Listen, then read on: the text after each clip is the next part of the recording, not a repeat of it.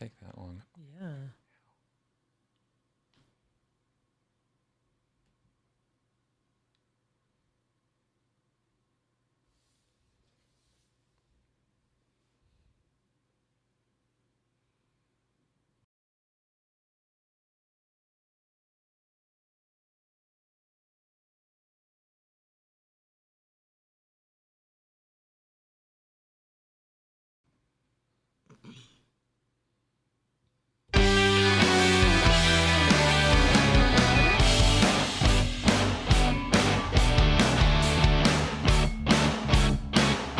Hello, everybody. Welcome. Let's make sure that, looks like all is well. Live from Denver, it is Friday night. Hello, critics.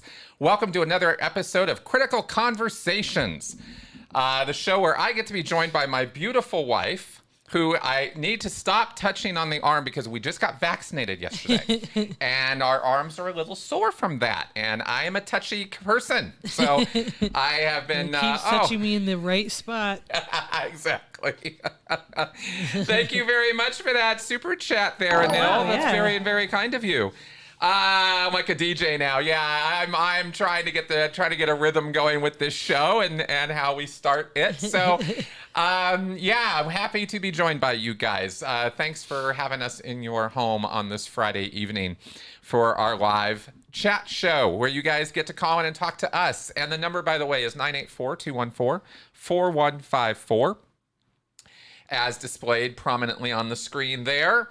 And oh, yes, we will be checking in with Seven in just a moment. Oh, of course. Oh, yes, please comment on Scientology, known conflicts in the practice of medicine. Boy, you know, I've done whole podcasts on that. I will certainly comment right now to say Scientology and medicine don't gel so well. There are pitfalls, there are problems with how Scientologists look at us, what health is, both mental and physical health, and they have different metrics that they use to judge whether they are in a good shape or bad shape. And they've got wonderful thought-stopping cliches like PTSness and SPs and other alphabet letters we throw around that are supposed to mean important things, but really don't mean much of anything except to Scientologists in that little world. And those thought-stopping cliches they use do stop their thinking. You know, it's not just a clever phrase. It's not just a clever turn of phrase, a thought-stopping cliche. That is what they do. They actually stop you from thinking. And that's what Scientologists do. So Hubbard badmouths medicine, Hubbard badmouths psychiatry and psychology. So Scientologists have a rather tainted, negative view about it. Even if they do go to the doctor, they're distrustful. They think that hospitals are just big body factories. And, you know, they kind of don't really, you know, like bodies very much. And some Scientologists have a very interesting view of their body as something that they're just, you know, like a meat puppet or something. And, oh, let me pick that call-in line back up because we just lost it somehow. I really hate it when that happens. Yeah.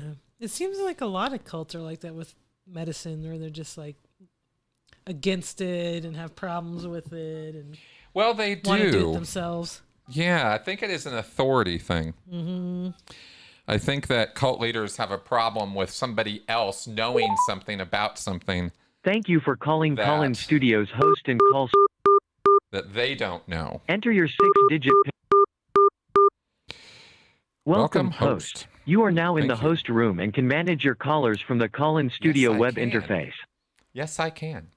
Thank you, Call-In Studio. All right, David, we will get to you in just a moment. I see that... Oh, wait, no, it looks like it terminated there, so might need to pick back up on that one. I am sorry. I apologize for that. Sometimes things come in and just interfere with it looks like some message came in and it cut the call off or something. So, you know, the vagaries of live streaming. Yep, that's anything all can happen. That's right. And it often does. So we're just going to kind of roll with that. How are we doing here? We should probably check in with Seven before we carry on too much. Some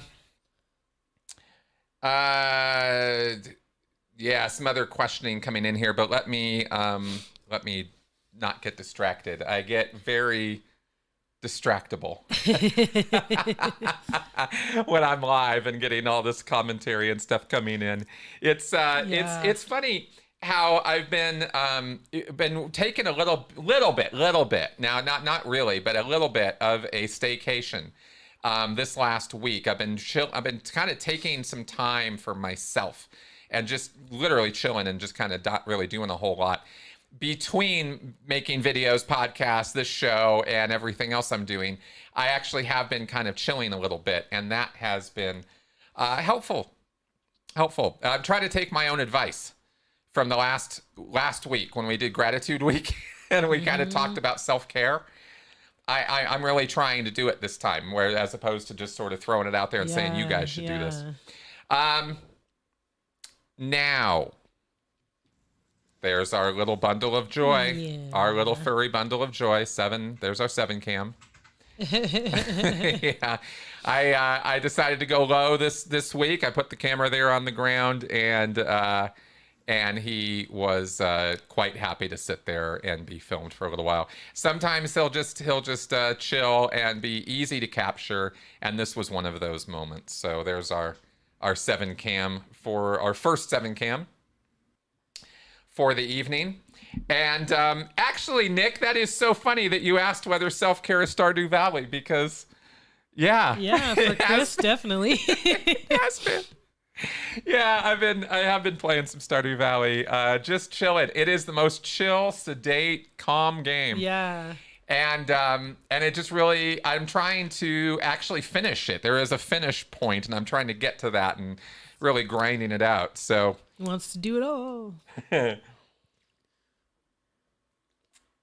Excuse me. All right. So we do have a call in the queue, so let's go ahead and get to this. And then let's talk about vaccines and stuff, because we got some things to say about that. I pulled up some interesting factoids and myth debunking and stuff I thought we might go over during the show, but let us see what David has to say. Hello, you are on. Hello. Hey, David. How's it going, man? Hello. Can you hear you? I can hear you. Very well. Yeah. I'd like to start with a little bit about one of the elephants in the room about vaccines at the moment. Sure. Which is this blood clotting issue with the AstraZeneca vaccine in particular. Now, I mean, I'm not one of those people who say they shouldn't report it. There's a fair reason to, but it needs to be kept in perspective. The chances of one of these blood clots has been like 1 in a million. Right. And COVID itself is 10 times as likely to give people one of these blood clots. And on top of that, there were some suggestion, I don't know if this has been confirmed, that some of it was mostly linked to people who were taking the contraceptive pill, which is itself also likely in a vanishingly small number of cases to cause these kind of blood clots, but we don't make the same kind of stink about it when we talk about the pill. But now that there's a vaccine that could end this pandemic, because it's feeding into all this misinformation that's been peddled since that whack job Wakefield started. Yep.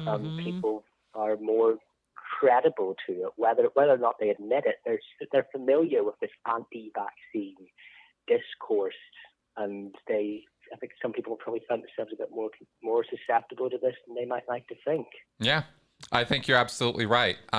It's called FUD, F-U-D. It's fear, uncertainty, and doubt.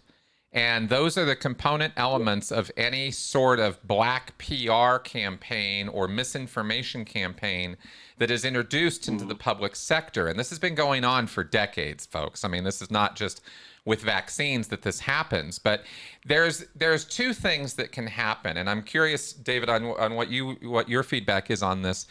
There is, what you're referring to, which is this sort of organically created pushback that comes from people's natural fears, organic fears of the new, the unknown, the uncertain. This is already going to have a problem with a certain percent of people. But then there are agitators, agent provocateurs, right? Disruptors, people who make it their mission, and this is the anti-vaxxer crowd, for example, to actually actively go out of their way to put fear, uncertainty, and doubt, to create that in the public using whatever kind of lines like the blood clotting or other kind of fears. And I've got a couple things we can talk about later in terms of some of the debunking of some things that I've seen, like, that it'll make you infertile, or, it'll cause a miscarriage, or, there's these other issues that people are concerned about with these vaccines that are non-issues. There's no issue at all, but it's being made into something like that by agitators. And I think there's two of those. I think both of those things go at the same time. What do you think? I agree with you to an extent. I also think that maybe I'm being a bit too charitable here, but I think that a lot of these agitators are probably well-meaning. They probably actually do believe what they're saying, because they think there's a fire in the theater. Like, why the fire in a crowded theater analogy is so pernicious is because you assume that the other person doesn't genuinely believe there's a fire in the theater, and it probably does. But then you get these people like Alex Jones who just scroll a few lines later and they're trying to sell you some pseudoscientific nuttery like brain pills or something like that. That's right. And I think particularly, the really big ones, you don't have to look very far to see them trying to make money out of it. And I think that's how you can tell the people that are really sincere and the people that aren't really sincere. And I also think that it's very, I think we need to keep our conception of misinformation as narrowly construed as possible, or else we get instance like all these tech companies, you can't say that. Well, 9 months ago, if you said, I don't think you can contract COVID off the surface, you could have been kicked off Twitter. Now the CDC has come out and said, we don't think you can contract COVID off the surface. Right. This is something that's extremely new to us. This is a completely new virus. So we don't know. And there needs to be room for people to test and espouse theories that are at least remotely credible, because we don't know.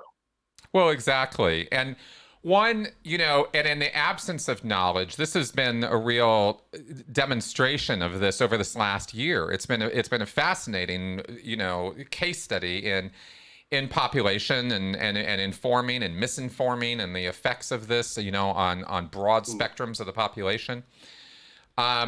And we've seen lots and lots of paranoia. We've seen lots and lots of opportunism. And one, kind of wonders, it would be nice if we could somehow keep a lid on this stuff, but it's impossible, because in a free society, an open society where we have open media, people are going to conjecture, they're going to talk, they're going to whisper, they're going to rumor, they're going to, and they're going to engage in opportunism, which we saw an awful lot of as this thing picked up. The alternative is worse. Well, I agree. I think that's true.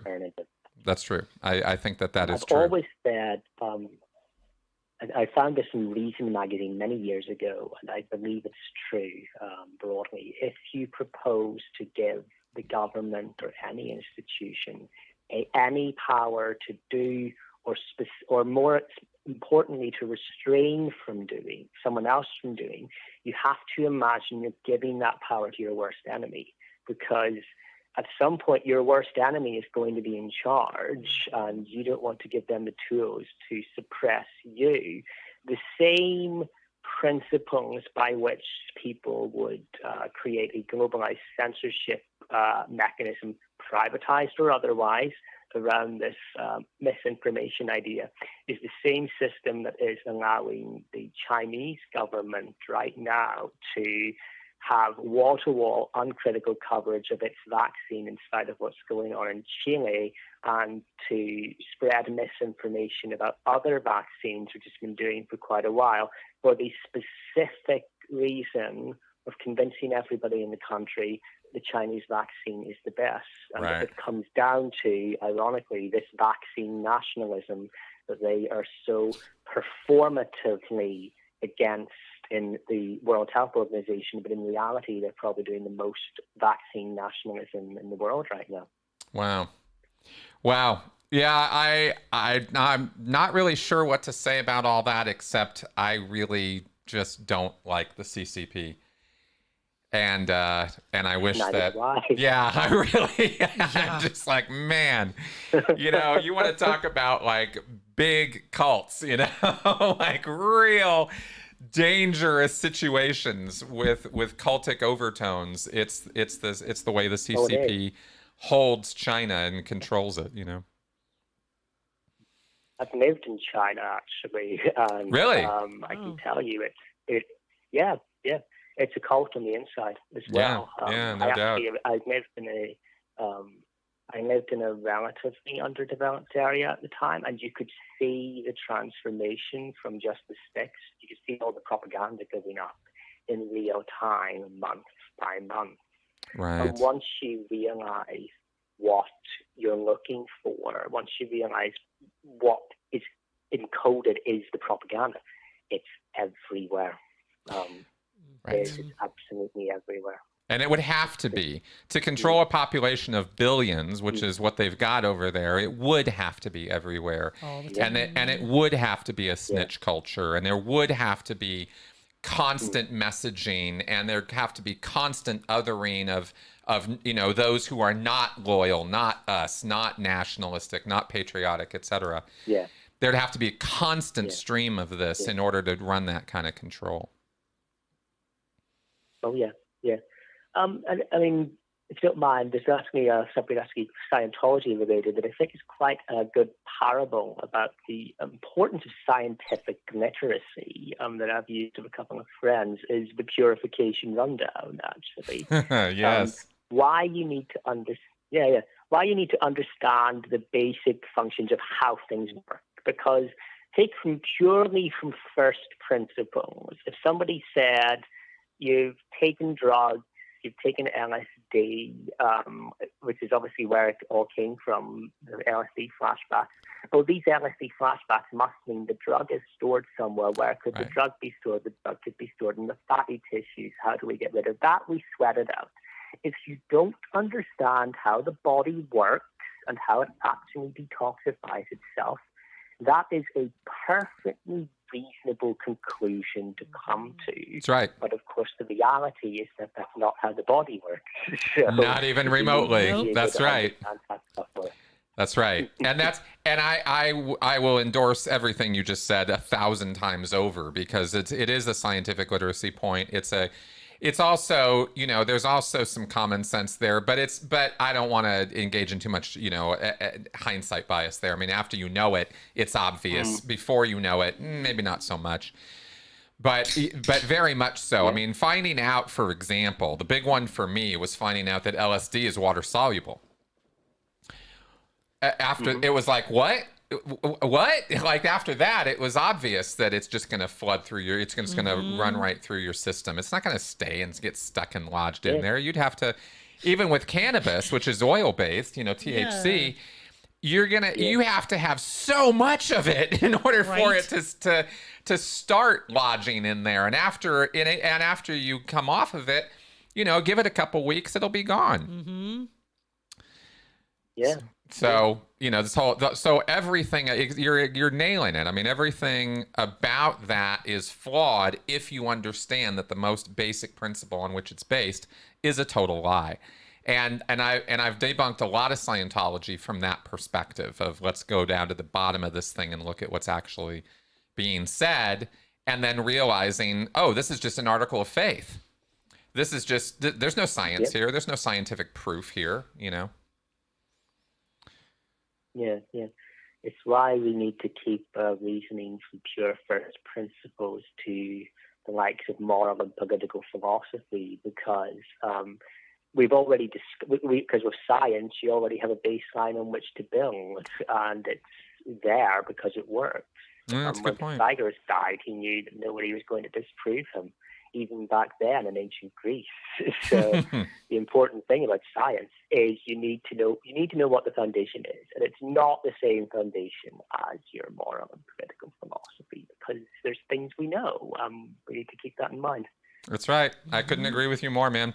Hey, thanks for calling in with all that. That was really cool. You're very welcome. Great to talk. Yeah, thank you very much. Good points. And we'll talk again soon. Yeah. Talk to you soon. All right. Bye-bye. Cool. I always like him. He's a good caller. Okay. Couple questions I saw in the queue and stuff. Chris, do you think the anti-COVID vaccination crowd may grow over time? Someone asks. And I think unchecked it could. I think that's why we need to all be pushing back. I think, these little movements they only grow because people don't push back hard enough against them when they're in their germination phase, I mean, not really. The whole Wakefield evolution of that whole nonsense was a little bit different than that. But we got to push back hard, and not necessarily rudely or antagonistically, but hard, with some vim, with some vigor, with some push. That it matters. This is something that really matters. Vaccinations are important. Yes. Yeah. Please get vaccinated so that we can all get over this faster. Exactly.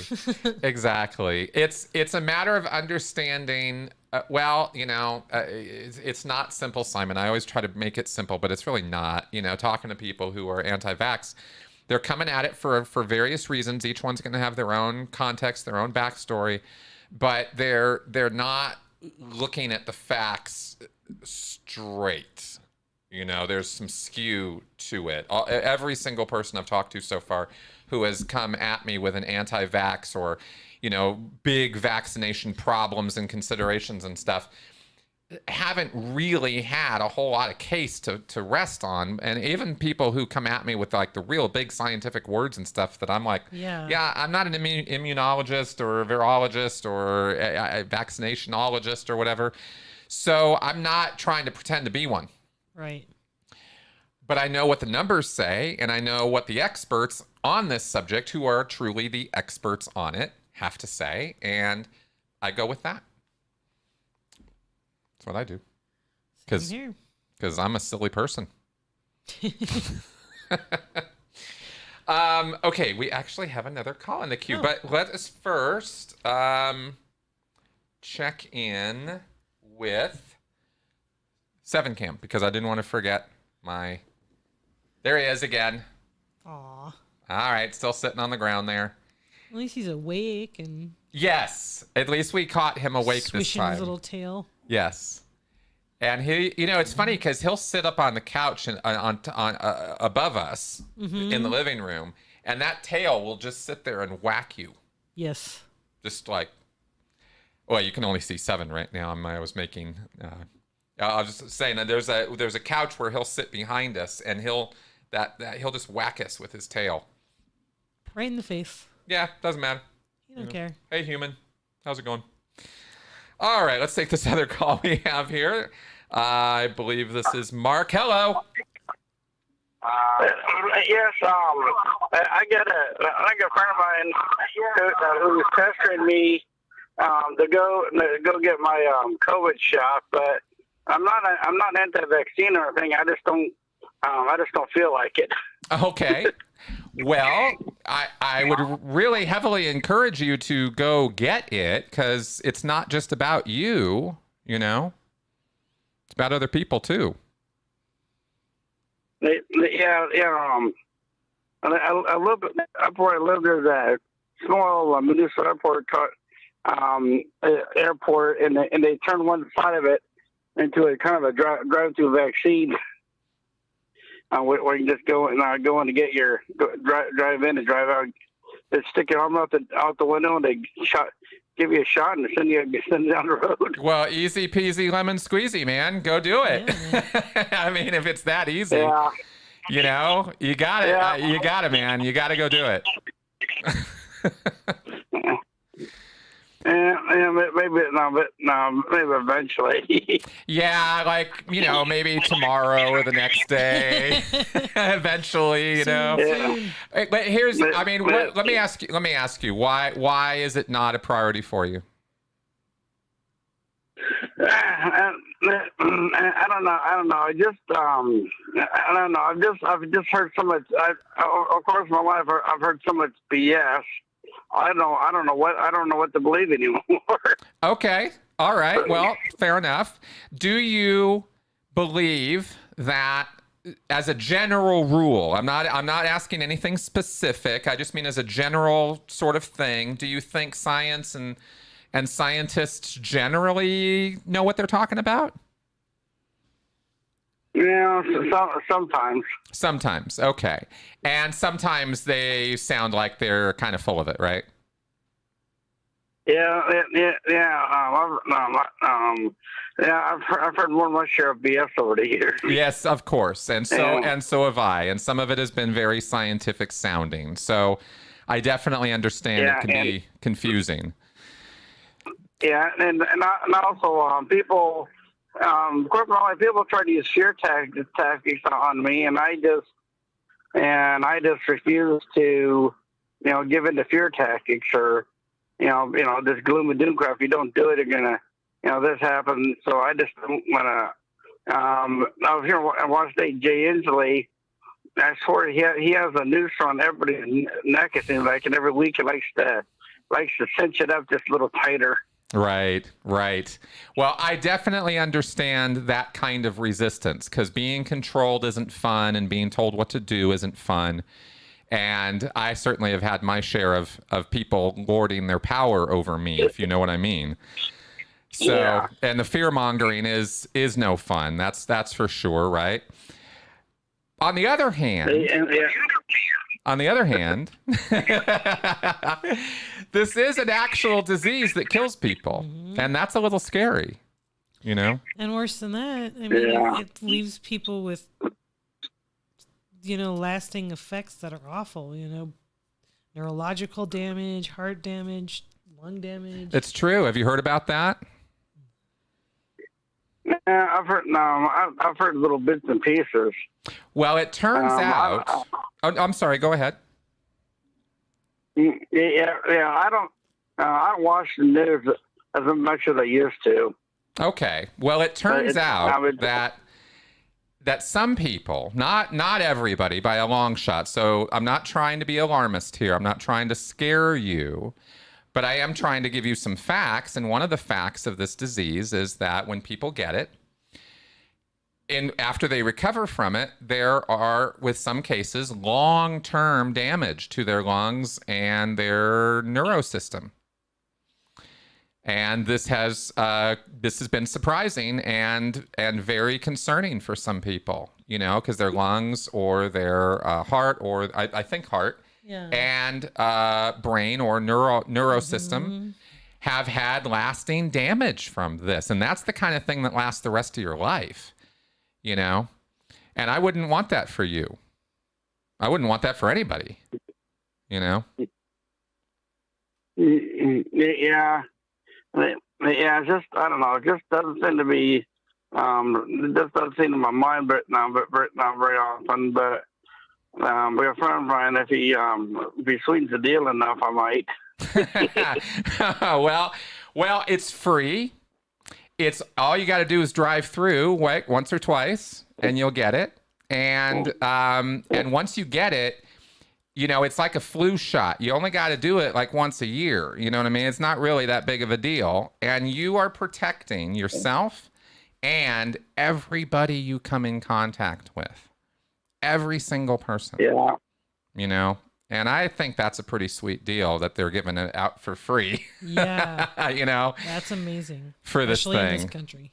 Yeah, especially in this country.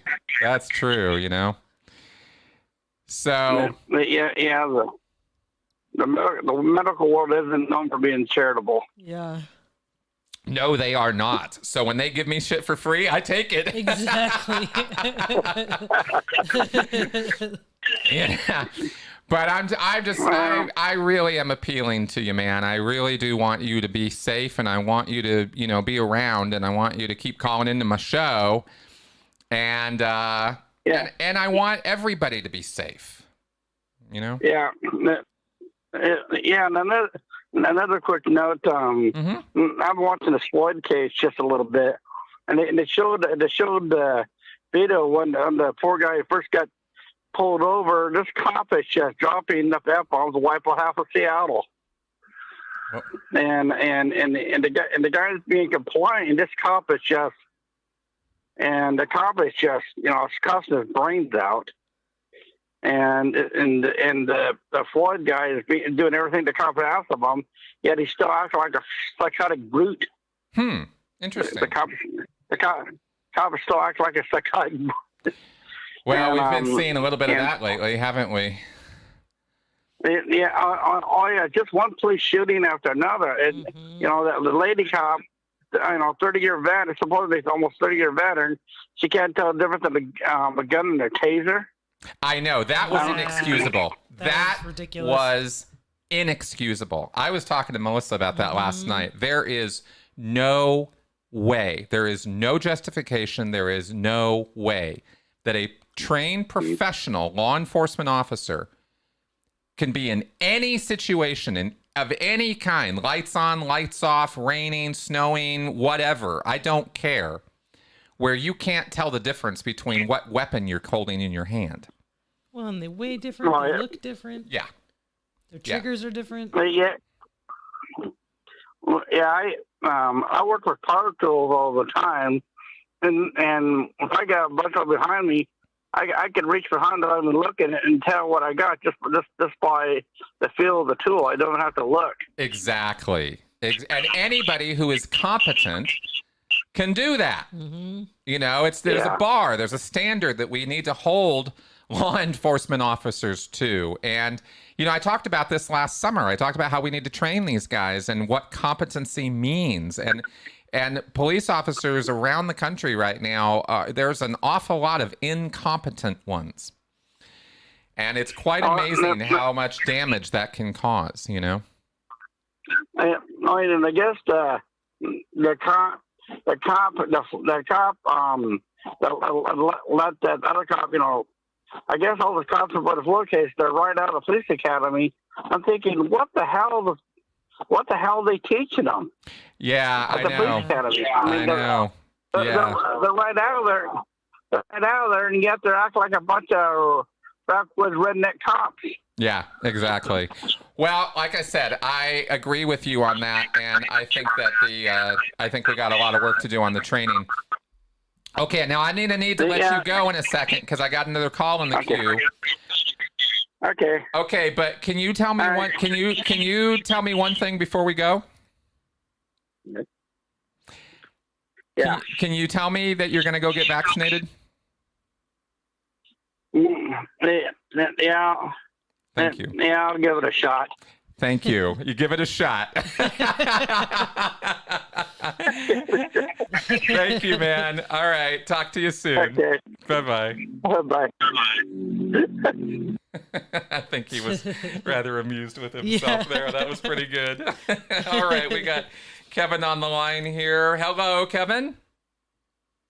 Hey, Chris. Hey, Melissa. How are you? Hey, man. How's it going? Good. Hey, I wanted to talk about vaccines, go along with the theme of the show, but the last caller talking about the lady that accidentally shot the person instead of using her taser. Yeah. I just wanted to build on that a little bit. Sure. I don't know. I have multiple family members and friends that are in law enforcement. I have a little bit of security experience myself.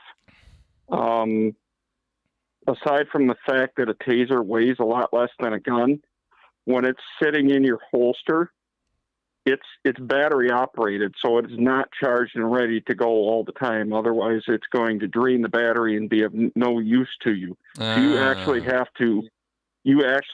to press a button and do a physical motion that is very specific to arm it before it can be used. Oh. And almost all departments that I know of have it as standard operating procedure that you keep less lethal tools on your weak side and deadly force on your strong side. So you have to either use, if you're right-handed, you either have to use your left hand to draw a taser, or you have to do a cross draw like the old Western style. Right. See, we were talking about this. That's for a specific reason. It's for exactly that reason, so that does not happen. Right. Exactly. It's in a different position. So I have no idea. That shouldn't have happened at all. There's just no excuse for that. No. I don't understand how anybody can defend that. I think it is one of the worst defenses, one of the worst arguments I have ever heard. And Absolutely. her being charged now is totally appropriate. Yes. Absolutely. I mean, I don't care if you have 50,000 thin blue line flags in your front yard. You should not be defending that. No, I agree. On this one, it's undisputable. So, well, anyway, you had something else? back to the vaccine thing. Yeah, what you got? Why do you think it is? Why is it? I wonder if you could explain to me why it is that when people hear something like about a side effect of a vaccine, why do they focus in on that like a laser beam instead of being able to look at it from a big picture perspective? I think the simple answer, the most direct answer, is fear. Fear of the unknown, uncertainty. Like you were telling the other guy. Yeah, I mean, I think that's a powerful motivating force for us, and it's we're not that much of a mystery. I mean, we are. There's a whole bunch of us. I mean, this is kind of where conservatism as a personality trait comes from. Is is fear of the unknown, fear of change, fear of intolerance of ambiguity. And when you're facing an uncertain future or a new thing, a new product, a new technology, a new whatever, there's just, I don't know, somehow, maybe it's even 50%. I don't know what the percentage is, but somehow there's just an automatic pushback from a certain percentage of the population. Mm-hmm. I guess. I mean, there's 6 people that had, I got granted, I'm not on anything else that would affect me, but, I got the Johnson & Johnson vaccine and I'm fine. I haven't died yet. Right. I mean, I was kind of hoping to turn into some sort of Wolverine or X-Men or some sort, but that didn't happen either. So. You would think, right? That was the disappointing part. Yeah. I'm not so sure yet that the little nanobots running through my body right now have not yet fully, activated Well, the 5G. You know what? Hey, when you develop your superpowers and I develop mine, we'll get together and then we'll just go fight all the crime in the world. How's that? That's the spirit. There we go. Yep, for sure. Yeah. But yeah, I mean, it's just, you see those numbers and I just don't understand why people can't realize that it's not just that there's such and such numbers where that a bad thing happened to this person, but it's out of millions of doses or, millions of people that are fine. I can't wrap my head around it for some reason. I get it. And what you're going to find, I mean, if we're really going to be honest about this, the answer to the question is every single person's got their own reasoning and their own reasons for it. Yep. Right? And for all intents and purposes, that should be the answer to the question, because whoever you're going to run into, whoever I'm going to run into, or Melissa's going to run into, they're going to have their own individual story, and you're going to want to find out what that is. Yep. I mean, it's like the last caller. It's like, hey, what's up? What's up with this? Well, I'm not so sure I want to go do this. Well, why not? What have you heard? What's going on? And you just kind of work it through with the person and find out what is it that they are scared of or uncertain of, and kind of pulling it out at the root. You know what I mean? Kind of thing. Yes. That's my best advice. Absolutely. It's best thing I know. I was I don't want to go too much longer here because I know you got other stuff you want to do, but I was I don't know if you know who Mick West is, but I read his latest book, and I'm going to try, if I run into somebody that's a little hesitant, or if they're, you know, even full grown conspiracy theorists, he said that one of the ways that you can combat that, or, you know, get them to maybe think about their position, is to find out what their line is, what they limit themselves to, and above that line, the people that think like that their lizards control the world are crazy. But the moon, I only think the moon landing is fake. Right. I'm not crazy, right. But anything above that line, they're all crazy. Right. So try to find that line. Yep. And then use that to get them to maybe think about, well, you know, why are they, what, I guess I'm trying to figure out what I'm going to say here. Why is that different than what I'm thinking? Well, exactly. You're nailing it. That's right. What you want to do is, if you want to find their baseline, right? It would be one way of putting it. And like, for example, when I was talking to the last caller, I asked him, the first question I asked was, well, you know, what about science? Where do you at on it? You know, in a general sense of things, and you build from there, right? Yep. Exactly. For sure. Yeah. For sure. There you go. Then, you know, like you've said all along, you know, you can't talk down, and you know, I know some people like to use the word debunk when it comes to this kind of stuff, but I guess I like to use the word in like investigate or disprove or something. Well, maybe not even disprove. Yeah, I just converse.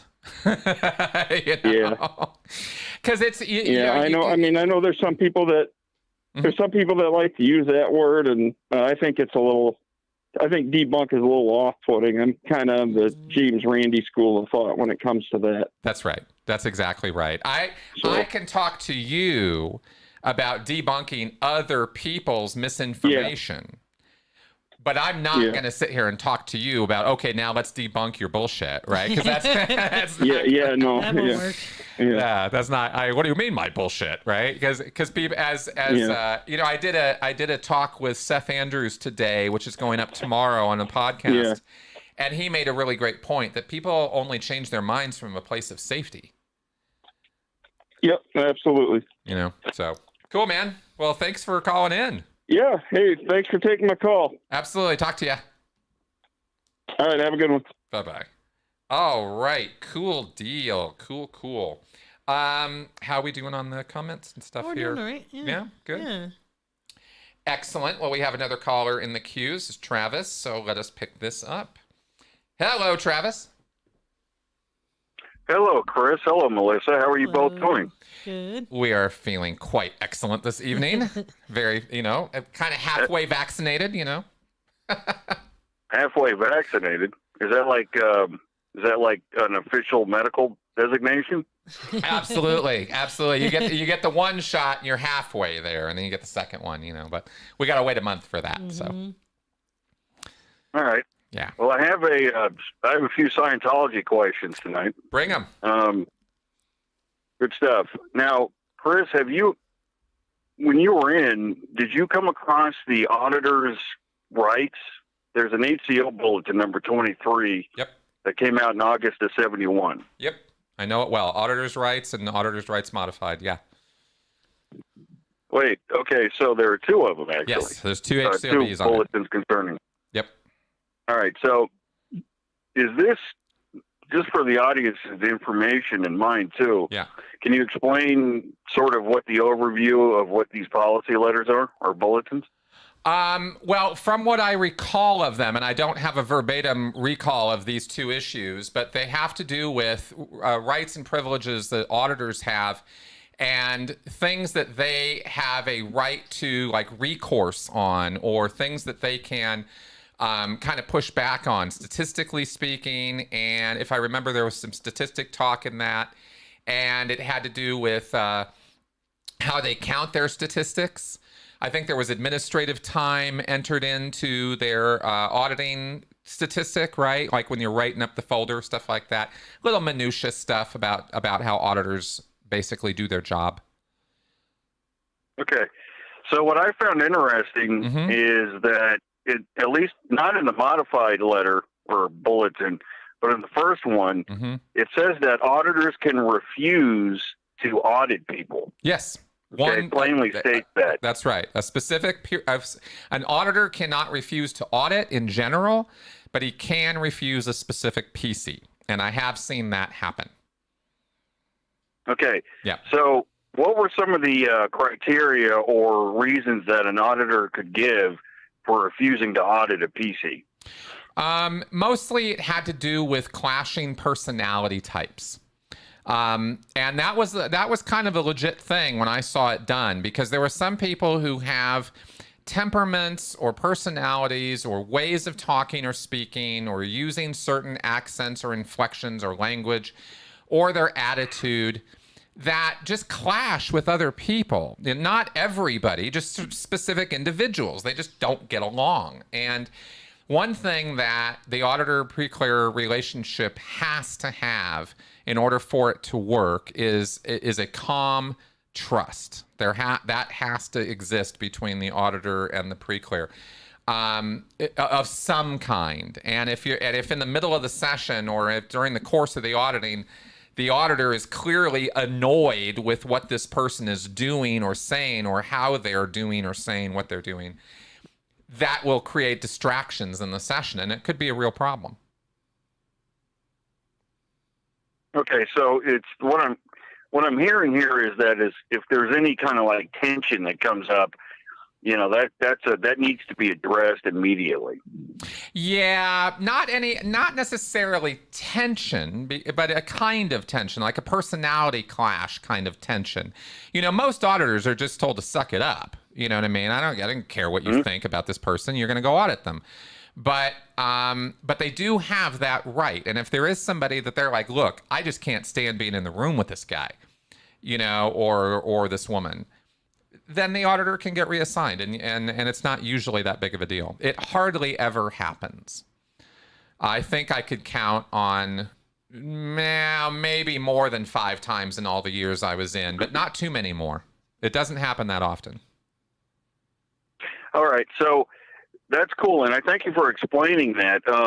Now, as a person getting auditing, the first bulletin says that the individual who's getting auditing can say or can claim and get review of some type. They say that their case isn't handled. And it's part of the same bulletin. I didn't quite understand how those two things are involved. You know, the auditor has a right to refuse service, give or take, but at the same time, the pre-clear can also come in and say that their case wasn't handled. Now, what does it mean that somebody's case wasn't handled properly?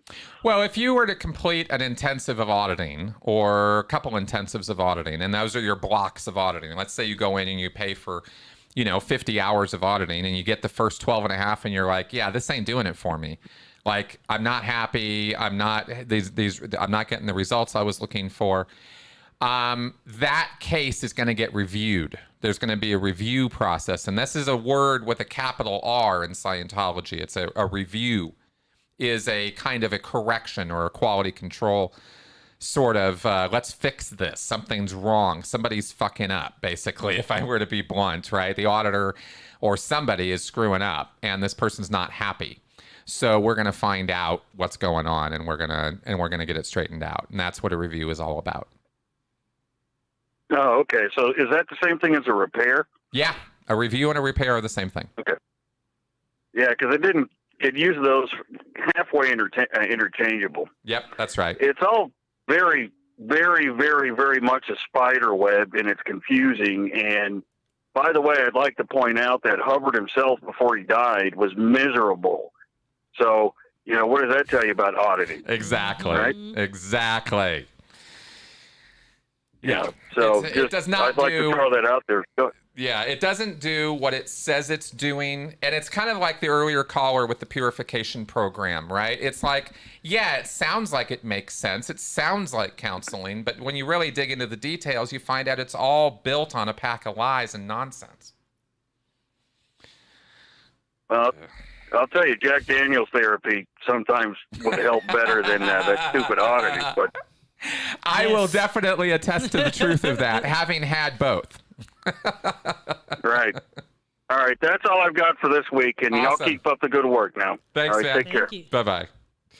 All right. Good deal. Always have fun talking to Kevin. He digs deep on the literature, on the Scientology issues and stuff. He keeps me on my toes. Which is cool, because I tell you, I'm not aware necessarily over the last 8 years of how much I might have forgotten, but I think I've probably forgotten a bit of the Scientology. I mean, I studied so much of it, and I still there's parts that I'll probably die knowing, but there's other parts that are just kind of fading, and I'm not particularly upset about that. All right. Yeah, spiritual counseling of any kind is dangerous. It can be. It certainly can be. Certainly as it's done in Scientology, it is, it's no good. Okay, good. Yes. Yeah, not too much forgotten. Not too much, I guess. I don't know. You know, when you're doing something for so many years, I mean, decades of involvement, you know, and there's a lot of repetition in Scientology. You know, there's this vast body of knowledge, but the fact is that most people really only, if this is all of Scientology, and it's a lot, 5,000 lectures, thousands of pages, 26, 30 books or something. I've never really counted them. All this stuff. Most Scientologists really only concentrating on a very small sliver of that. And they go over and over and over and over and over it.